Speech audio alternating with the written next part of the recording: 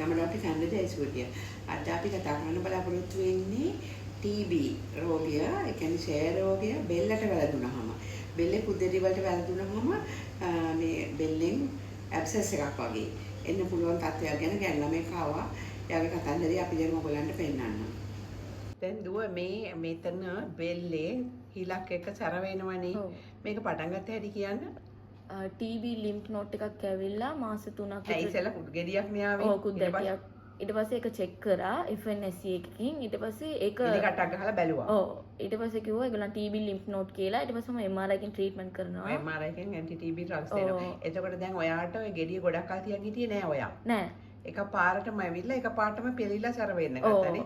ඔය ගෙඩියට කියන්නේ cold abscess කියලා. ඒ කියන්නේ වෙන ගෙඩියක් આવුවොත් රිදෙනවනේ. ඔක රිදෙන්නේ නැතුවනේ ආවේ. ඔව් නෑ ડોක්ටර් රිදෙනවා ඒක දැන්. දැන් රිදෙනවා. මුලින්ම කුඩේටි රිදුන්නේ නෑ නේද? රිදෙනවා. ඔව්. ඔව් එතකොට දැන් කොච්චර දවස් බිව්වද TB බේත්? දැන් මාස 4ක් විතර බීගෙන. කොච්චර කල් බොන්න කිව්වද?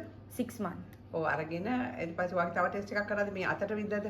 අතේ මෙතෙන්ට මුකුත් විද්දේ නැද්ද? නෑ නෑ නෑ. කල්චර් එක චෙක් කරා. යව්වා ඒක පොසිටිව්ද? ඔව්.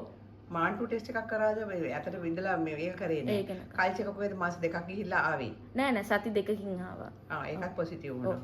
ඔව් දැන් ඔයා හරියටම මේ නියපු දිනේටම බේත් ගන්න ඕනේ. ඔය බේත් ප්‍රයිවට් ડોක්ටර්ස්ලා දෙන්නේ නෑ. එතනින්ම ගන්න ඕනේ. ඒතකොට PHI කෙනෙකුත් එනවද බලන්න? ඔව් බැලුවා. ඔය ලංකාවේ තියෙනවා එහෙම සිස්ටම් එකක් මිනිස්සු බේත් නොබී ඉන්නවනේ. ඒකට PHI ඉන්නවා. ඔයා බේත් ගන්න ගියේ නැත්නම් ඒගොල්ලන් දැනුම් දෙනවනේ. ඔව් හරි. මේ කණේ නම් මොකද අමාරුවක් නෑ.